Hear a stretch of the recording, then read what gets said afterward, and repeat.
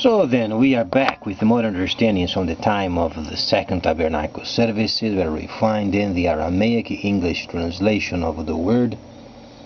This translation comes from the original manuscripts of the prophets of the Tzayelic lineage. So then we can understand the time of the end as per Yeshayahu the prophet. We find layers of understanding of the spring feast, the autumn feast, and also the returning of the cities of the Messiah laid waste for many centuries. Reading from Yeshayahu, then we establish, very simply and precisely, what went on during his time, and then the prophecies of the future thereof. Let's then evaluate Leviticus 23rd chapter regarding then the spring feast.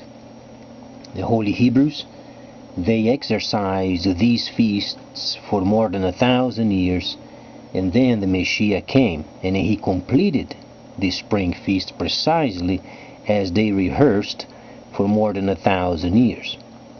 This means they were very acquainted with every action taken during the time of the spring feast. So then, the spring feast is from Leviticus 23rd chapter, from the first verse through the 21st. It is precisely then in the laws of Moses, or then known as the Holy Torah.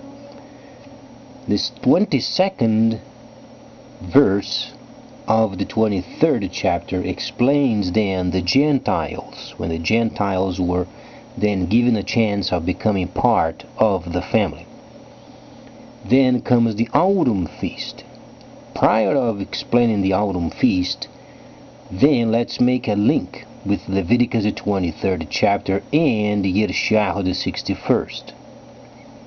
Because in the 61st chapter of Yeshayahu, the Messiah himself, the Savior, he then did stand up and he was reading from these holy prophecy.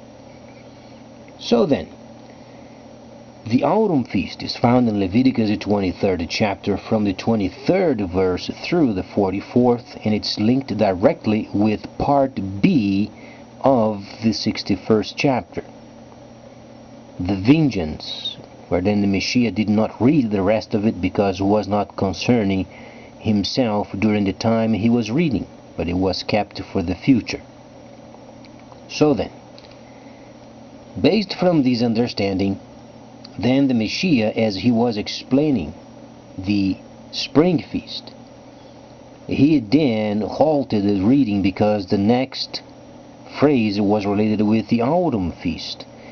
And then we link with when the Shilishim, they were asking him, can you explain if God will restore Israel into our hands? And the Messiah said, no, it's not for you to know the times and the seasons at this point.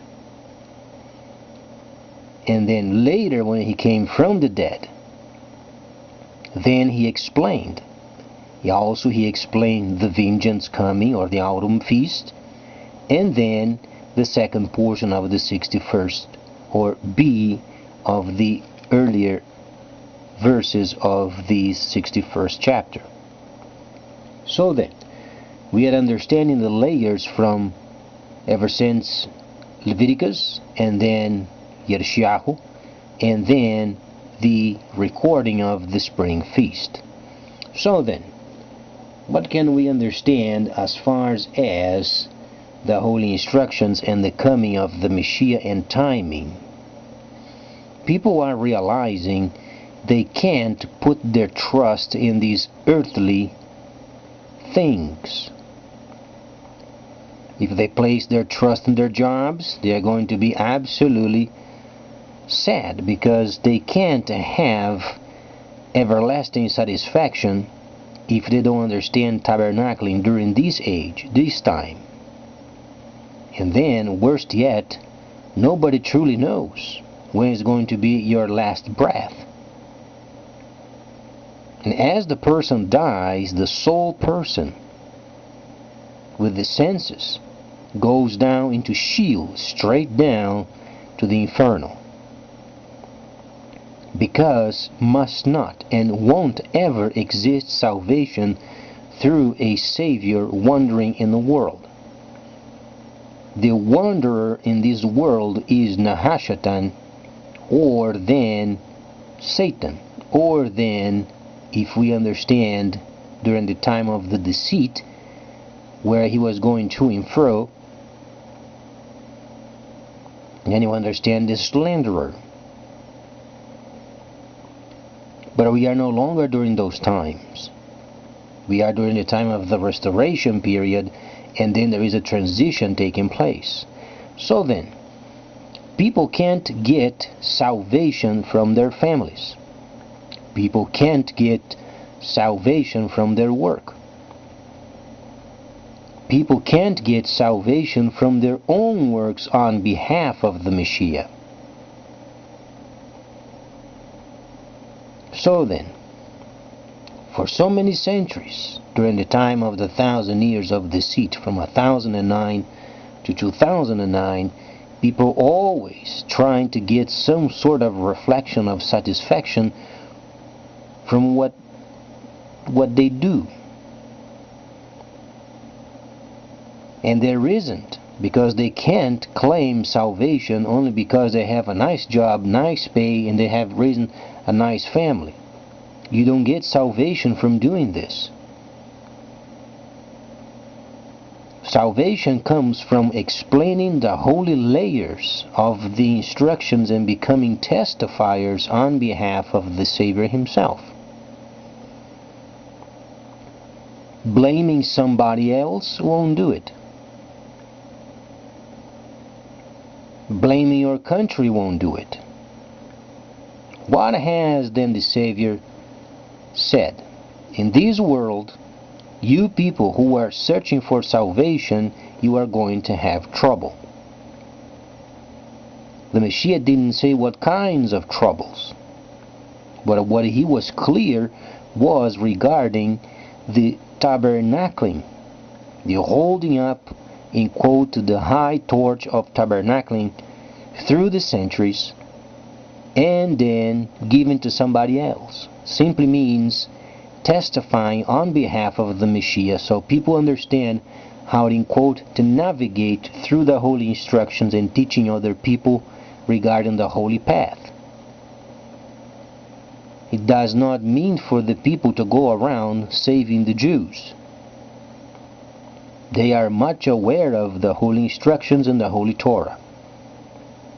It does not mean pointing the fingers at them saying they are going to the inferno because they don't believe the Messiah, though part of it is true. But then the Creator himself has promised that at the end of time he would obviously restore Israel to its proper position.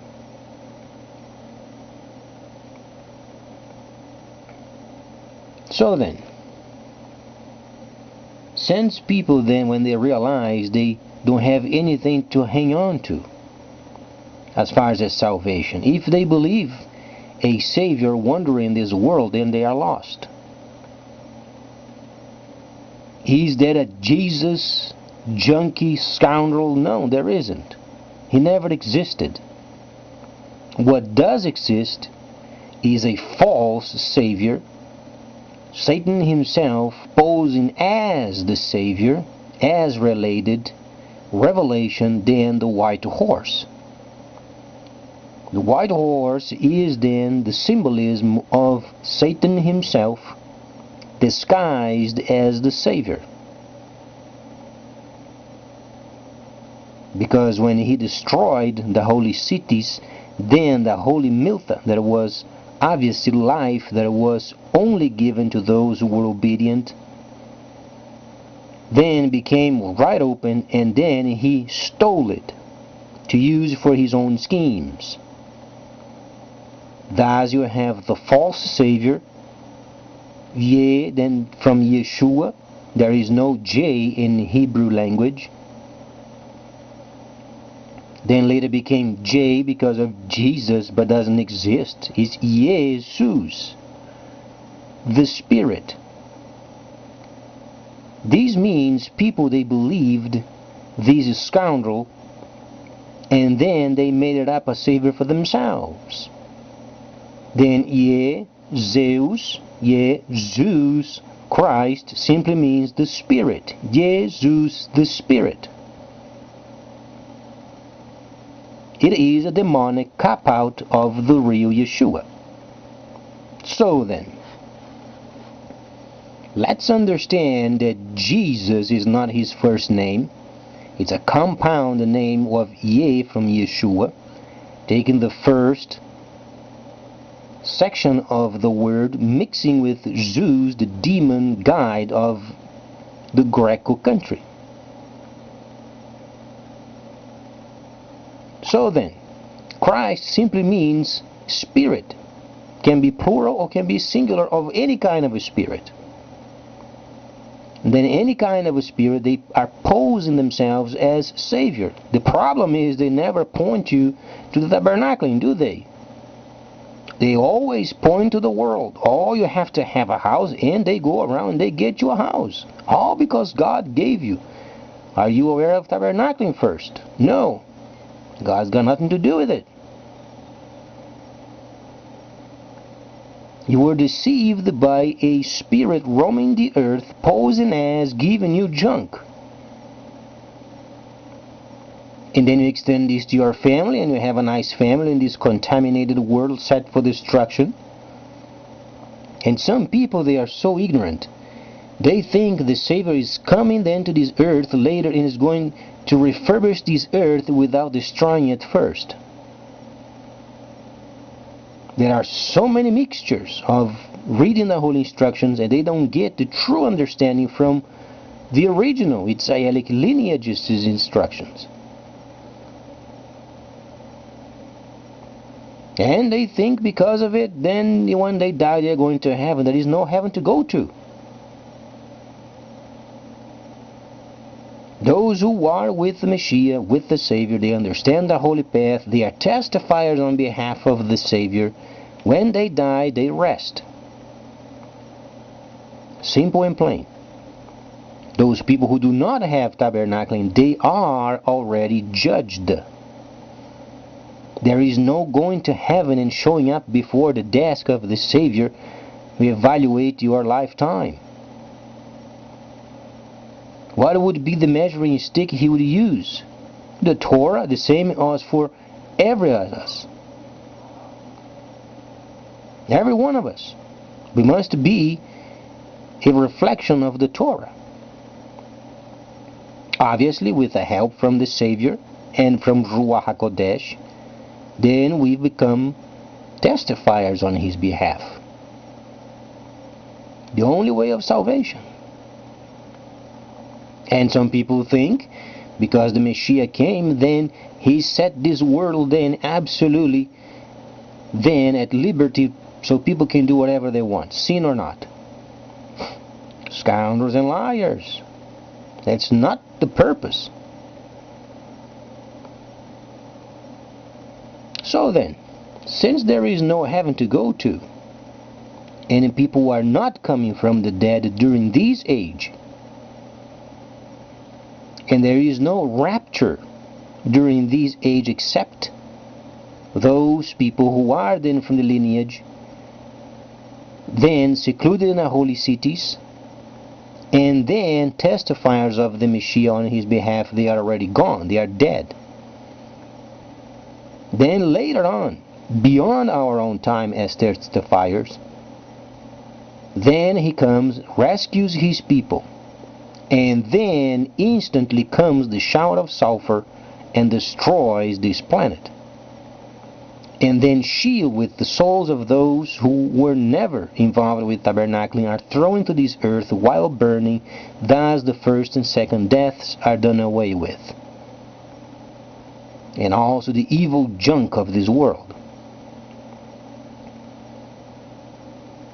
So then, what is left?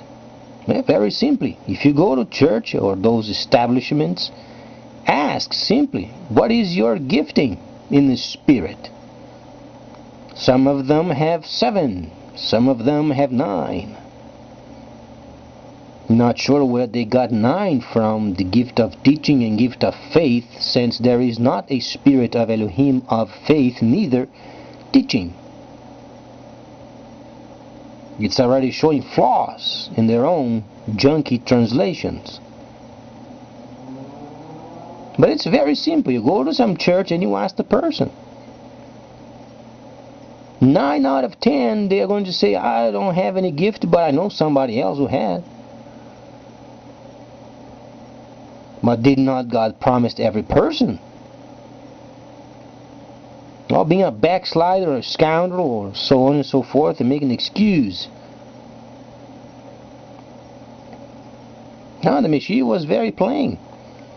If we want salvation for our own souls, he's not speaking of his soul. His soul is saved. If we want salvation for our souls, then we must do what the Messiah said to do and observe. Firstly, he said we must bear fruit. After being saved and baptized and mikvahed, then we must make testimonies on behalf of the Savior, teaching them the holy instructions and the layers thereof, and producing fruit. Evil is going to be always present in the flesh. In the flesh, always there is evil. So then, because of these, can you claim yourself of being saved because you go to church? No. Not only you yourself are not saved, your pastor is not saved, the family of your pastor is not saved, evangelists are not saved, miracle workers are not saved. Salvation is the explanation of tabernacling.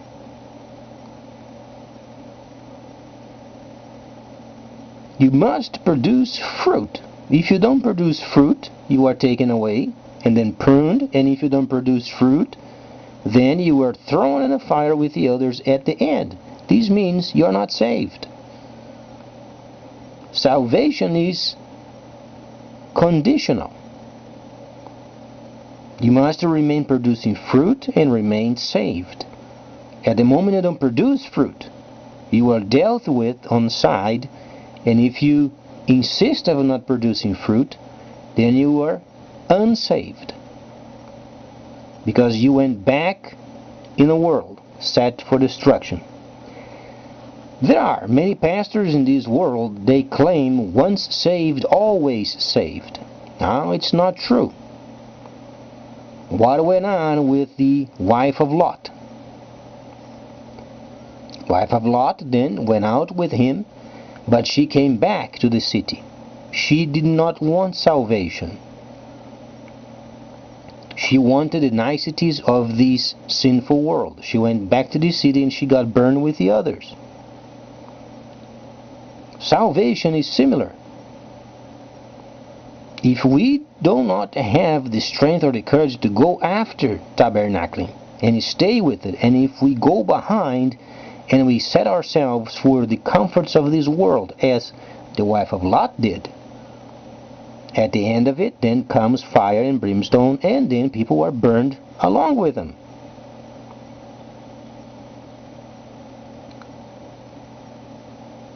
So then, from this basic explanation, then people at last resort, because the evil jumps out at them, people might say, but it's his opinion. Okay, when you say whatsoever was spoken is not true, what is your gifting in the Spirit? Certainly your gifting can explain a layer of one of the 7 spirits of Elohim. Now, if you can't do this, then you are plain retarded. You don't understand the holy instructions. Worst yet, you have a pride problem because you don't take teachings from somebody else. And these somebody else simply are the prophets. You are reading from what the instructions are saying, of what the Messiah has said, what the prophet Yirmiyahu has said, or the prophet Daniel has said, or prophet Ezekiel, or Moses.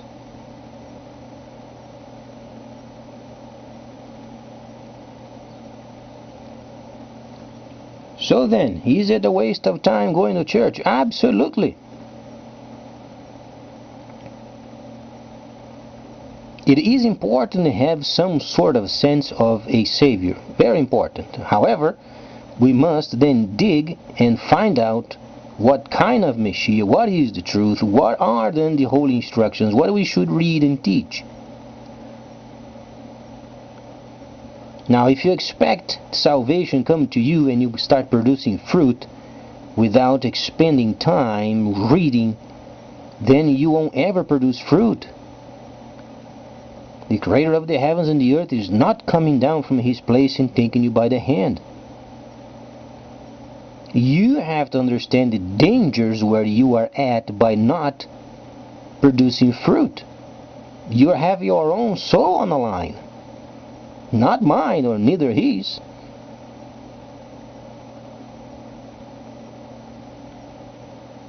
If you excuse yourself, because I didn't have time, yeah, you are playing with the salvation of your own soul. Not because God said, no, He doesn't.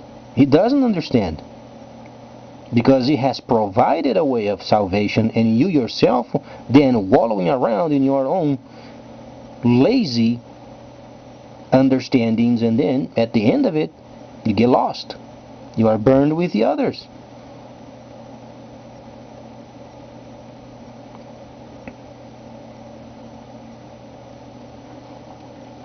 So then, because of these, what should we read first before going to Galah? Galah means revelation. If we don't understand salvation, then Galah is not very relevant.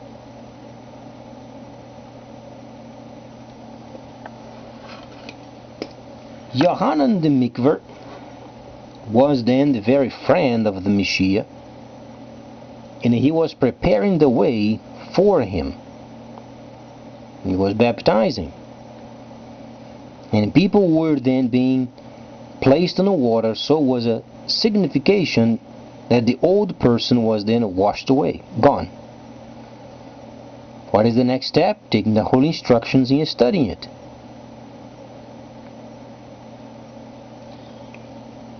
What do we find in Yohanan?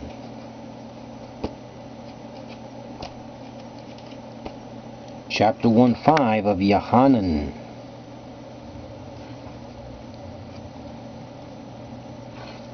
Let's read what the Messiah said, because it's always true. Himself, He is the vine and the truth. But He was explaining of truth. He was then cleaning up the Holy Torah as He was then teaching them. There were more than 10,000 laws mixed with the holy instructions of Moses, known as Takanot, Maasim, and behavior of the rabbis of the time. The Messiah came and He cleaned it up. Then He said He is the truth and the life, and His Father is the cultivator. He is overwatching what's going on. He is not going to give salvation in a cheap understanding where you can do barely the basics so then you can get in. No, it's not this way. He invests when there is return. If He understands your actions and He understands there is no return, He's not going to invest in you. Because He's not coming down and taking you by the hand. You have to understand the responsibility of saving your own soul. The Messiah, it is Jesus, doesn't exist. He is Satan himself playing with Miltha and giving to those people who are then doing false teachings.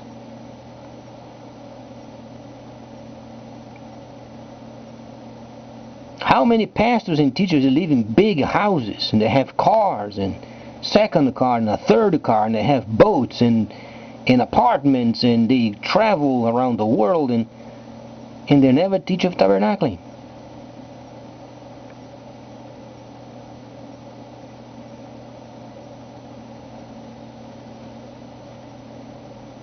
every branch that is in me that does not give fruit, he takes it away. He the cultivator. And then he placed it aside, and then he prunes it. So then you can bear more fruit. And after a bit of discipline, if you insist in your own junk, then you are going to be burned with the rest of the world. There is no unconditional salvation. It's valid for everybody on this earth.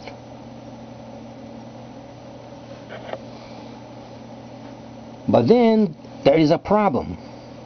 People have a pride problem.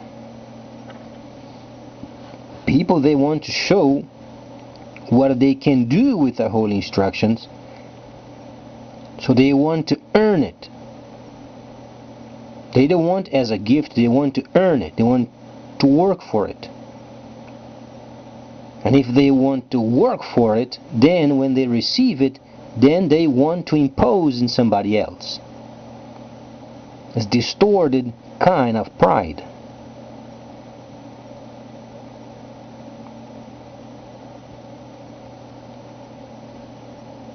So then, as far as we can understand from the Messiah, we want to save our own souls. The objective is this. We are not trying to kind of deceive the Messiah so then we can do the minimum and then be saved. It doesn't work that way. Either we are lukewarm or we produce fruit. If we don't produce fruit, straight down.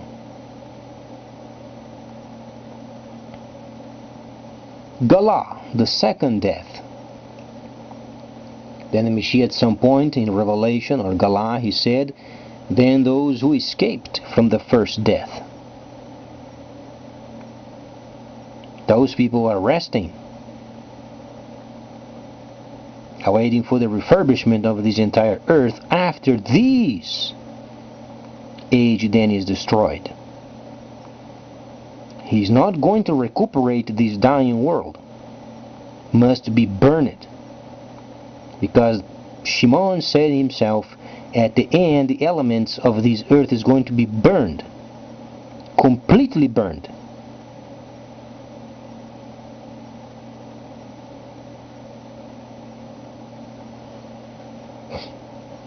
I don't think those people who are then in space, they are going to be saved. Because the fire is going to burn even the atmosphere and miles and miles and miles from this planet. Nobody is going to survive. And the Creator won't let any person to go to another planet.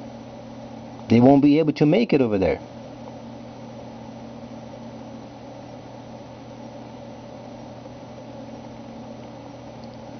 So then, the Messiah was very plain and honest, as he is returning to his holy cities. The spirit of the Messiah is in this world via then Ruach HaKodesh, teaching from afar. Now, the place of the Messiah is on the Holy of Holies, no place else.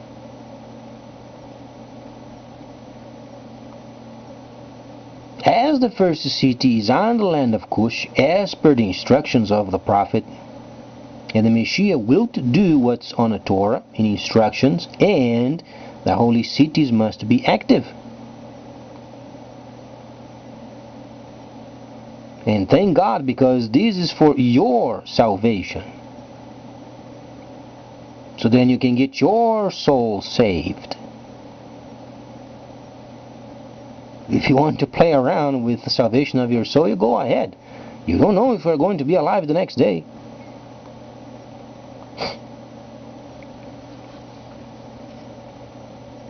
Then let's understand a bit of Galah. But Galah is extremely important, and the layers of Galah is directly related with your salvation. When you are saved, you make a declaration, and then you were mikvad or baptized, and then you get the holy instructions, a copy of it from the Tzayelic lineage, and then you begin to read. Precisely as Shaliach Shaul has said, renew your mind with the holy instructions. Revelation is very important. Explains of the time when then the end is taking place, speaks of the spring feast, autumn feast, speaks mostly of the autumn feast, but he also explains portions of the spring feast and the post-autumn feast. The next time we're going to evaluate more of this topic of Revelation or Galah. So please stay tuned. Much more coming up.